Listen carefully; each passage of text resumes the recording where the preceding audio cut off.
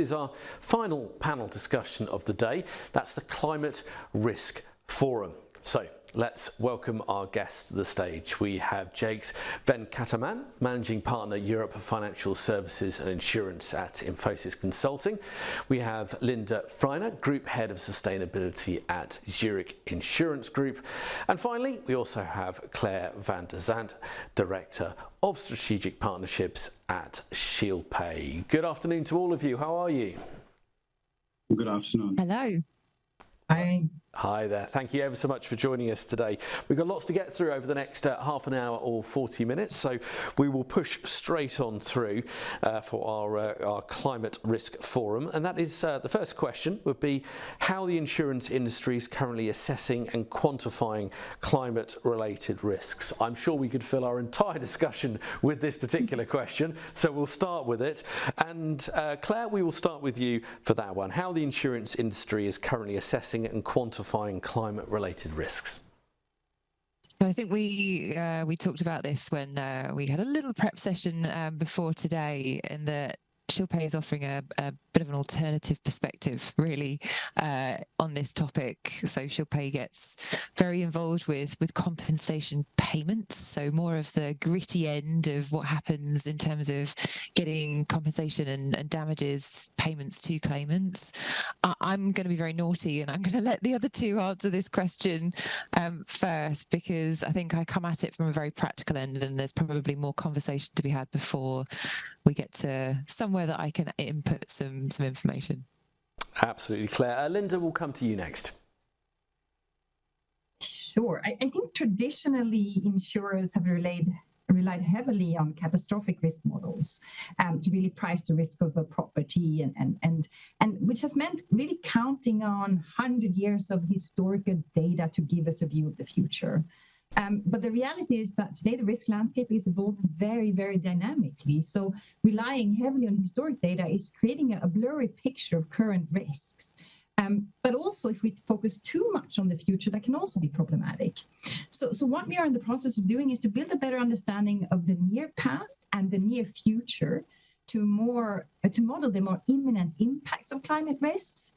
And I think that's where I see a pretty big shift in how we are assessing risk and how we are quantifying. And we're moving actually away from larger traditional modeling companies that had a one-fits-all solution to smaller and more startup-minded companies offering different types of solution.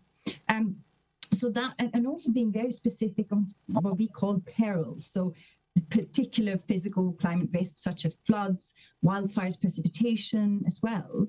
So I think this is an agenda that is changing very, very quickly. And it also, when we look at how we manage and how we assess the climate risk exposure to our own investment and underwriting portfolios on a group and broader basis, we use climate risk scenario assessments. And we started working with a smaller company on that, who very quickly was actually acquired by a big consultancy firm. So that seems to be a big trend here, that the business of climate risk is really growing very, very fast, and there's a lot of opportunities for those who want to be first movers in this space. Jax, I'll come to you next. Yep, thanks. And I kind of would like to take off from where Linda was saying. Climate risk and climate risk management is becoming center stage in pretty much most of the banks, financial institutions, and corporates. In fact, in preparing for this panel discussion, I was just doing some research, and I came across this Bank of England Climate Biennial Exploratory Scenario Survey, which was published in May 2022. And they had some very interesting observations on how insurance and banks are sort of preparing to deal with the climate risk. And they said most of the firms are indeed taking this climate risk as an important topic. They have seen some good progress. I think they've done 2 surveys, and they said they can see some good progress. There is an awareness at the board level. But fundamentally, they called out 2 or 3 things as important pieces. And I guess that will feed into how the industry currently assesses the risks, right? So one is the data challenges, fundamentally, in being able to estimate the events, the probability of those events, and the likelihood of those events, and potential estimated losses, the modeling capabilities that are necessary, and fundamentally the ability to assess and model the physical risks. Now, if we look at the overall climate risk, particularly in the context of the journey to net zero by 2050, there is broadly an agreement that we have to measure 2 kinds of risks, which is the physical, which is acute, event-based, and quite likely when such events happen, they immediately get priced into from the next renewal. So if there's a flooding that happens, the insurance companies are immediately taking cognizance of that and are re-rating the premiums for the subsequent insurance buys, or recurring or chronic physical risks, which takes a bit of a time, and which is where I think what Linda was talking about, some of those risks that earlier the insurance companies used to monitor. But equally, the insurance companies, banks, everybody also have to look at transition risks, look at potentially what are the risks that they need to manage as companies, economies, cities, countries, etc., get on the journey to in transitioning to a low carbon or even a net zero kind of an economy. And they throw up a significant amount of risks in the journey, from fossil fuel rich business that we are in to a low carbon economy. And so when we look at things that insurance companies need to manage, in addition to the physical risks, they also need to start looking at transition risks and modeling them and incorporating them into their assessment frameworks. Claire, was there anything you wanted to add off the back of those answers? Yeah, I think what's really interesting is, so the experience that we bring here is more from the litigation world, and actually climate litigation can be understood as a subset really of both the physical and the transition risks that we're talking about here when it comes to climate. It's interesting because litigation shares some of the same challenge. You know, you're talking about how you model and prepare quantum and understand the impacts before the event. In the world of insurance, in the world of litigation, we tend to do that after the event. But we have many of the same challenges. You know, you're having to go back to a point in time and consider what might have been in a parallel universe if events had been different, to try and model what that impact will be for people, you know, involved in disasters. So it comes with its own challenges. I think we're on a journey, and I think we need to keep working together, almost bringing these 2 parts, these 2 sides of the coin together to draw learnings in terms of how we are considering modelling risk, as I say, both before the event and after the event. Yes, it is absolutely a journey. Moving on to the role of InsurTechs. For all of you, what role do they play in improving risk assessment and underwriting processes in the face of climate change? And Linda, we'll start with you again on this one, please. I think I touched upon a couple of areas already, and from a modeling perspective as well. But there's a lot of not just the underwriting process, but actually, as an insurance companies, we're looking more and more around the ecosystem that we're working in. And while we are not able to change an insurance product that much, and car insurance product remains a car insurance product, property insurance remains a property insurance, what is really important is the kind of the add-ons or the services that are related to that. And there, I think there is an increasing amount of innovation happening that is changing the industries very, very fast. And we have tried to capture that through an annual innovation championship. So for the past 3 years, I think sustainability has been a theme of the championships explicitly, to really try to see how new InsurTechs and other startups can help working with big traditional insurance companies such as Zurich to really evolve the sustainability agenda and test different types of innovation.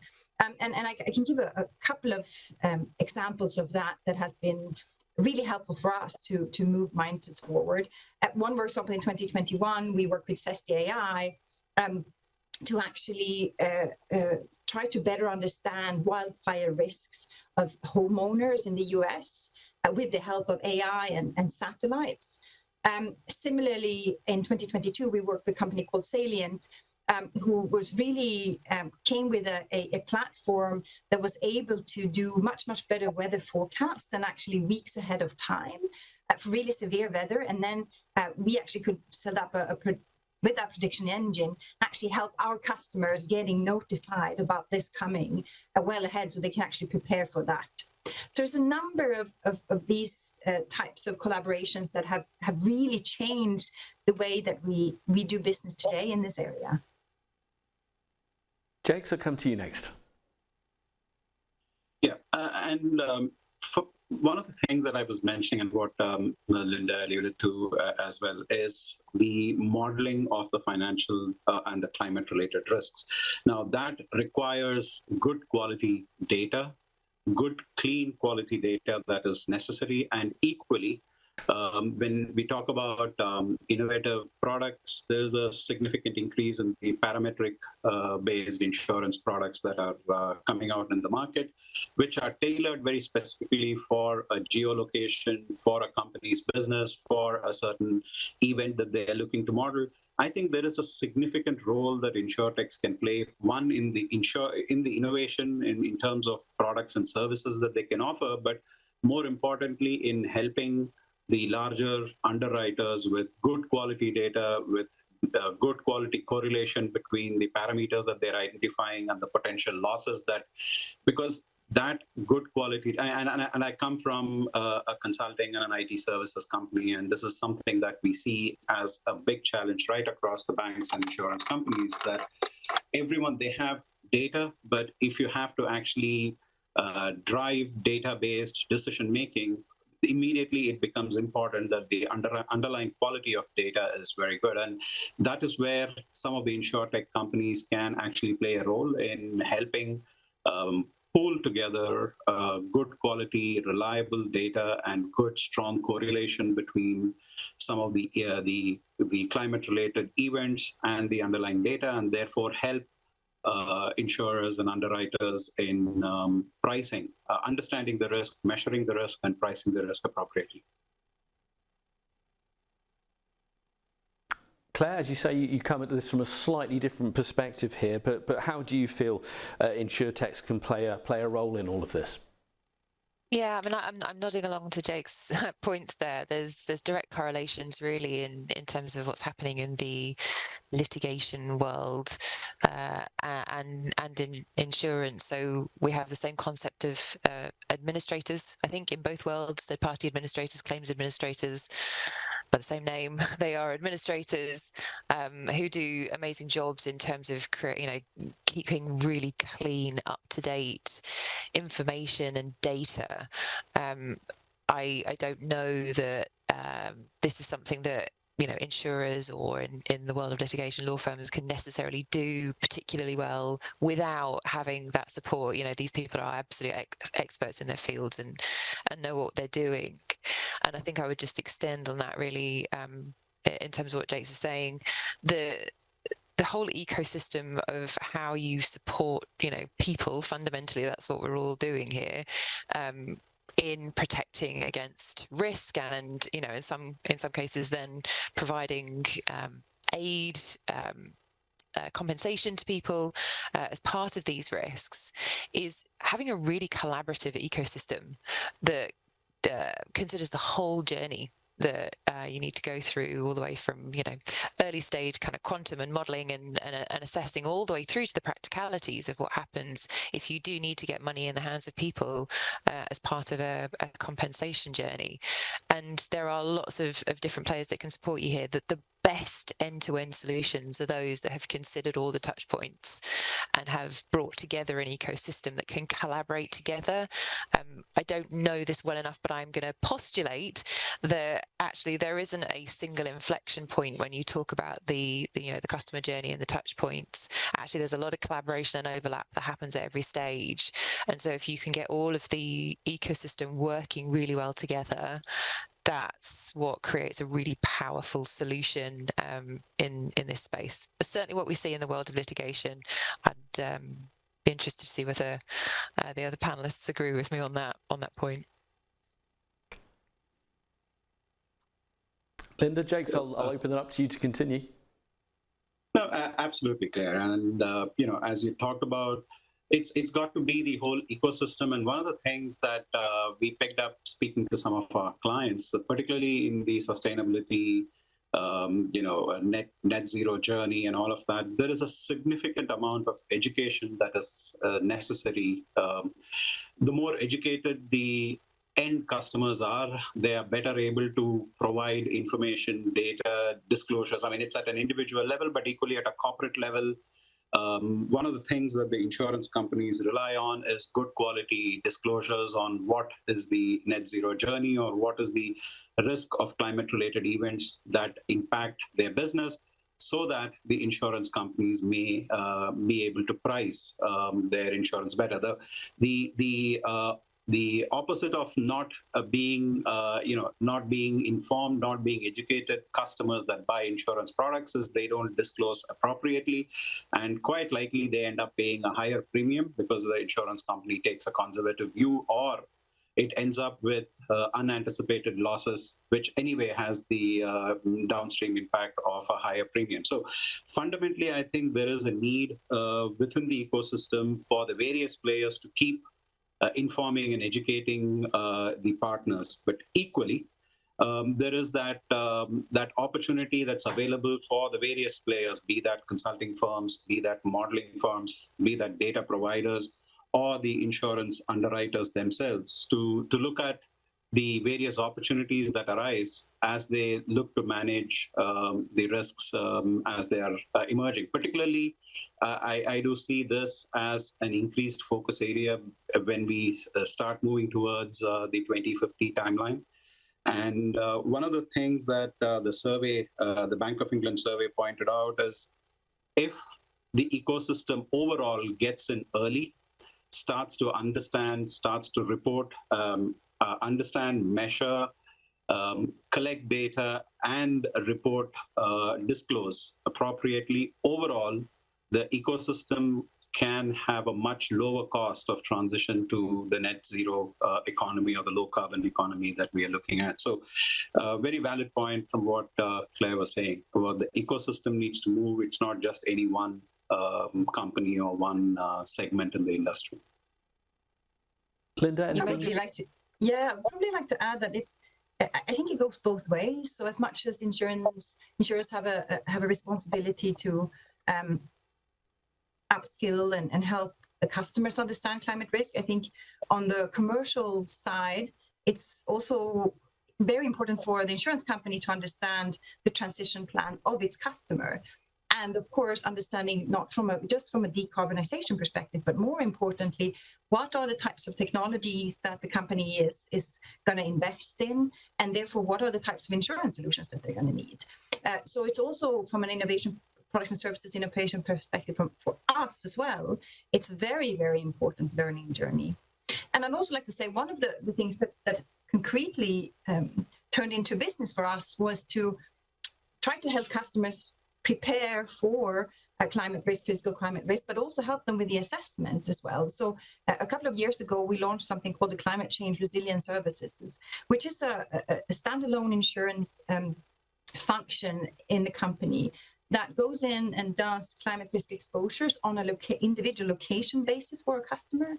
And then we couple that with more traditional risk engineering services where we actually go out on the sites and give advice on how you can improve the resilience, what type of preventative measures that you can take.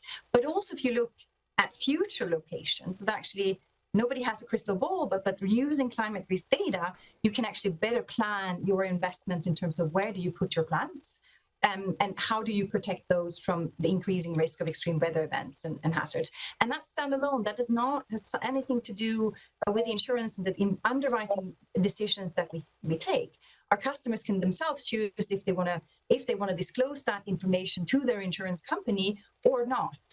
Because fundamentally what's important is really the resilience measures that they take on this particular cases. Now, Linda, you did give a great example a few moments ago about the importance of weather forecasting and how technology has allowed there to be developments there in terms of cover. I would like to dig into examples a bit more if we can. Anyone who's been watching so far today knows I love a good case study.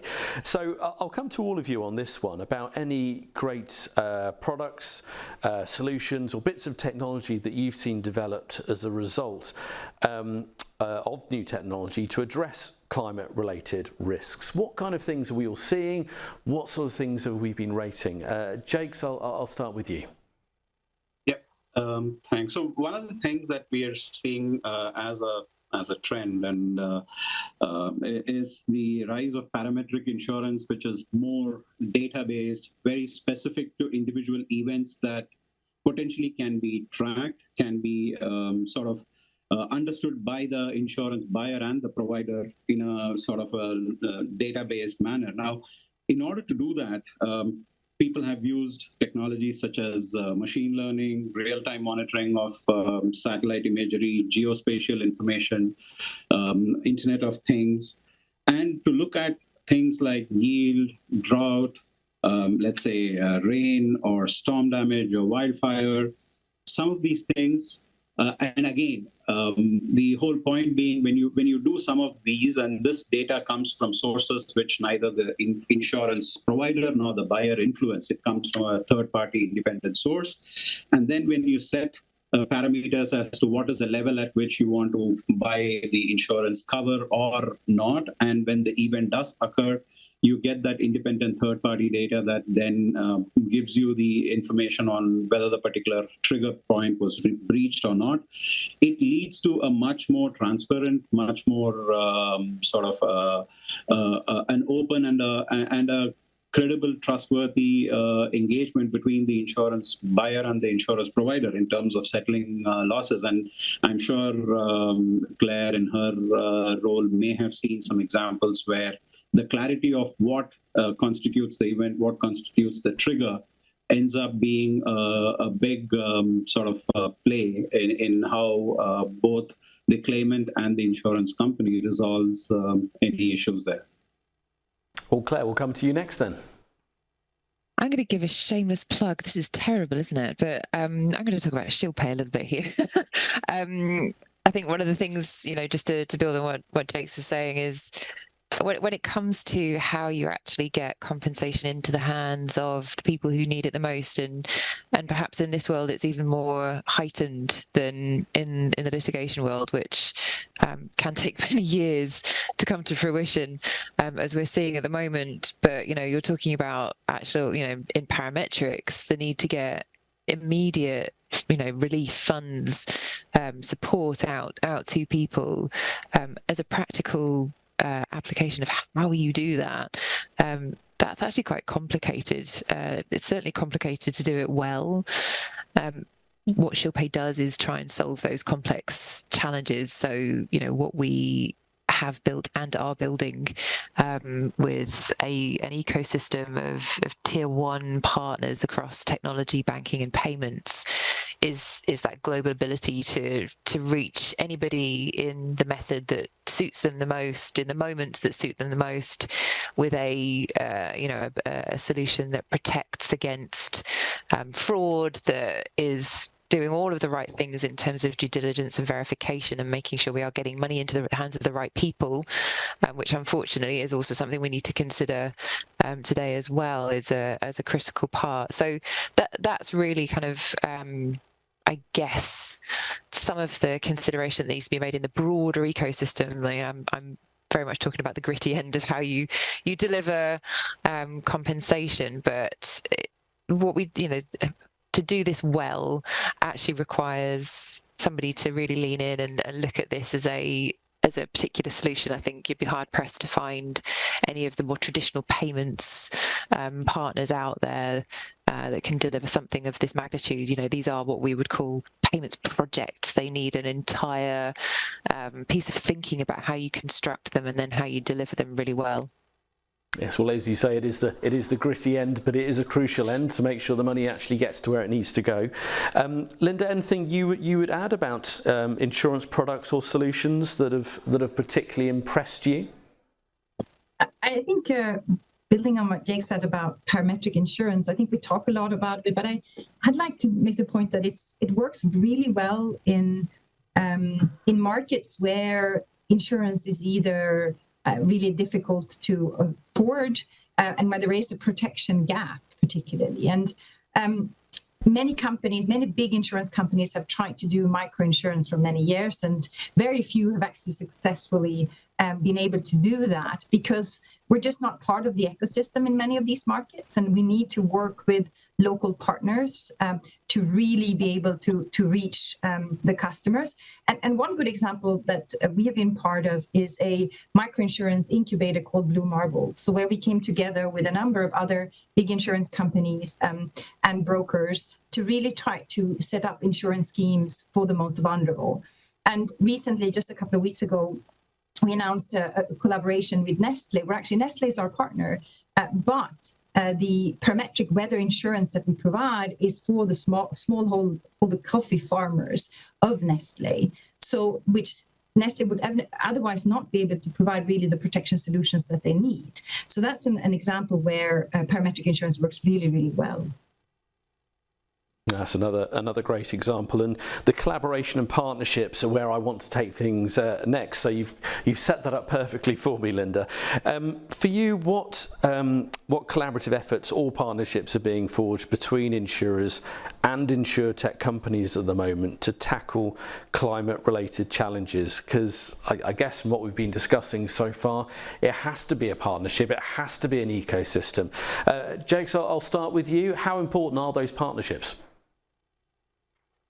It is it is very important, right? I mean, we've just spoken of in the end-to-end life cycle, the insurance business detecting, measuring, monitoring, pricing, and then settling of claims in this whole climate risk business is very, very data oriented. It is very data intensive, and there is no one single provider that monopolizes the data right across the spectrum. So clearly, there is a need for the insurance companies and for the ecosystem to come together. So data providers is one.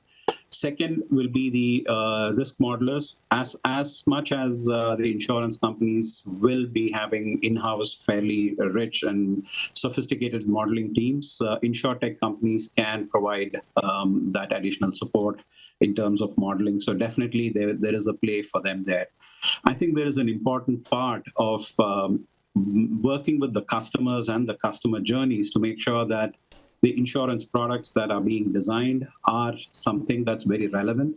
One of the examples that I recently came across was an insurance company taking a view saying, in a particular community, if the community takes certain activities to sort of prevent, let's say, erosion or prevent, let's say, flooding in that area, then can the firm design a product for that community that sort of rewards that kind of a proactive behavior, and therefore structure premiums that are more sensible and more, I would say, cheaper than what it would have been otherwise. So there are things like that where the insurance companies can work with the customers, the customer journeys, and make sure that they are designing products that are applicable and that are sensible to the end customer. So to that extent, I feel that there is a need for the ecosystem to collaborate and partner. I don't think this space is such that there will be any dominant player, so it has to be addressed through a series of strategic partnerships. Claire, I'll come to you next on this one. As you say, you are often speaking from the gritty end of the delivery of this, but I guess that's a key part of it, and the partnerships to make it all fit together are crucial.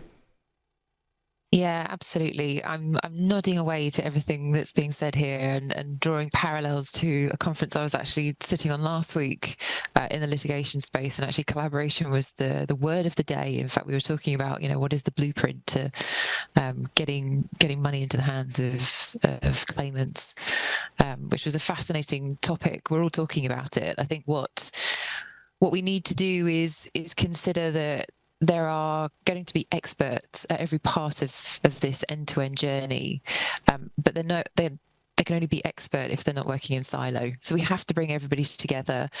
Designing that end-to-end solution that is the best in class does require, we think, all the way down the chain and bring everybody together at key moments. Understanding what those key moments are, I think, is part of our challenge, because you can't have everybody involved at every stage. That doesn't work.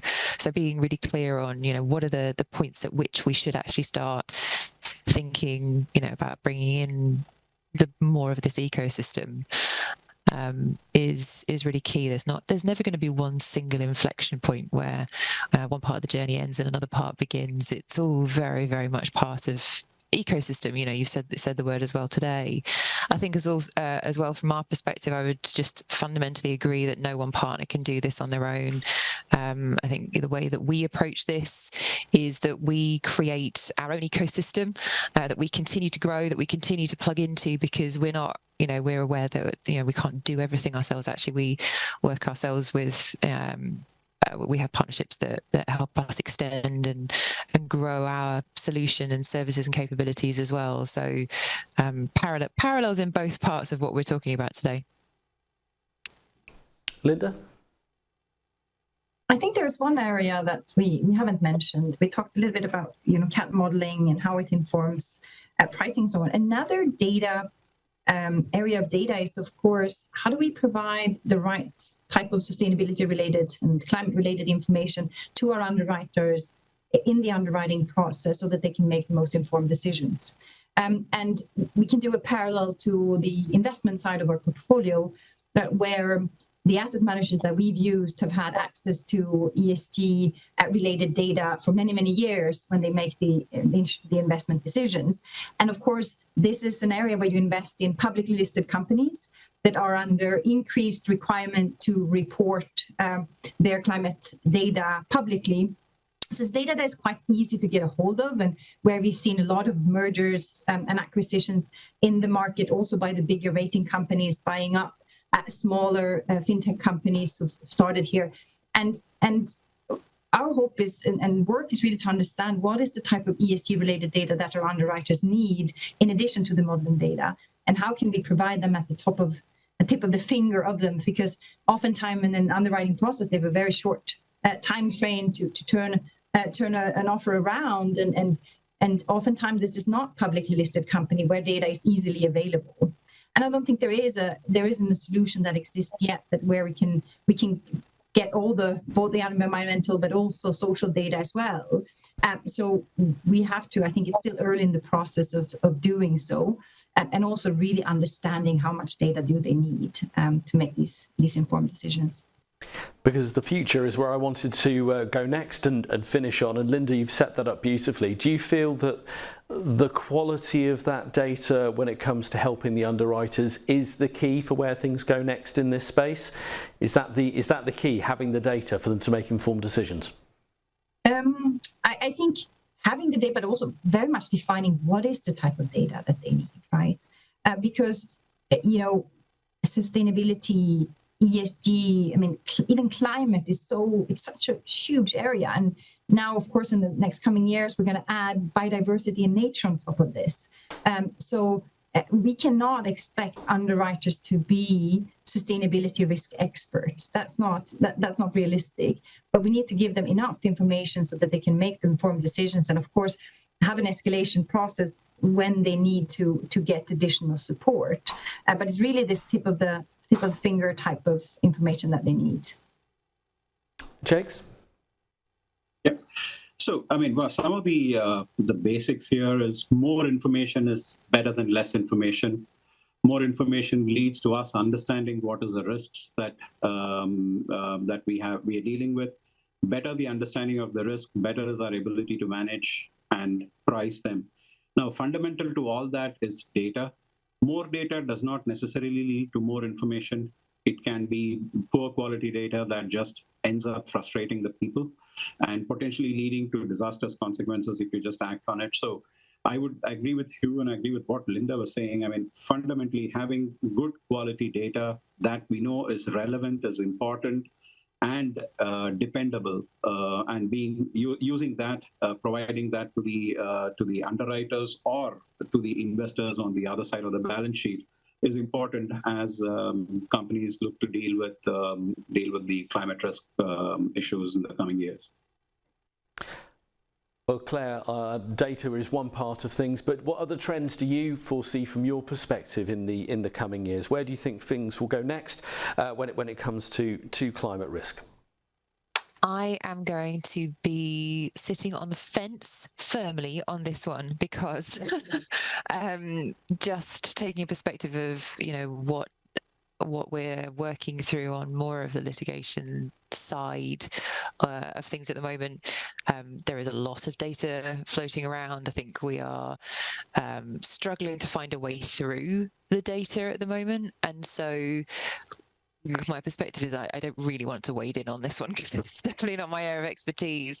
I think what would be fascinating to see is, and I need to be, I guess, careful in how I pitch this, but that's sort of the way my brain works, which is I wonder whether the litigation world will eventually become sort of the checks and balances on the insurance world, because if we haven't caught it or understood it or modeled it quite correctly before the event, perhaps the litigation world will come in after the event and make some assertions on perhaps what should have been or how things should have been handled. So I'll sit back and watch that as an interested third party. That's a very diplomatic way to answer that. Very diplomatic. And well, just to round things up, really, Linda, I'll come to you. Any other key trends you see coming up in the next few years? I think I mentioned that a bit. I think the service angle to the insurance sector is becoming more and more interesting in terms of really growing our business models to different types of things. Because I think we talked a little bit about climate transition, and for an insurance company as such, our business models do not have to change to adapt to the transition, not fundamentally. But we're going to have to ensure the companies that are going through huge business model changes, but they're also going to need a lot of services to manage that. So I really like how we broaden the views of what we can help our customers with. And that, I think, is going to continue evolving. And Jakes, I will give you the final word on this, the trends you see emerging in the next few years. I think there will be a much more accent on climate risk. It will get into people's vocabulary and daily usage a lot more. There will be a lot more focus on what we actually collect, what is it that we want to measure, monitor, and provide, depending on the end users. There will be a lot more sophistication in people, particularly on the parametric side, as what Linda was also alluding to earlier, that there will be a lot more tailored, customized insurance products and solutions that are relevant to the risks of that particular micro community or smaller communities that will emerge. And there will be, and one of the big players that we at least I failed to mention in the ecosystem conversation is the government, the multilateral institutions, and the policymakers, and they will start to insist a lot more of focus and attention on this topic. So I see this topic becoming center stage in pretty much all of our lives on a day-to-day basis.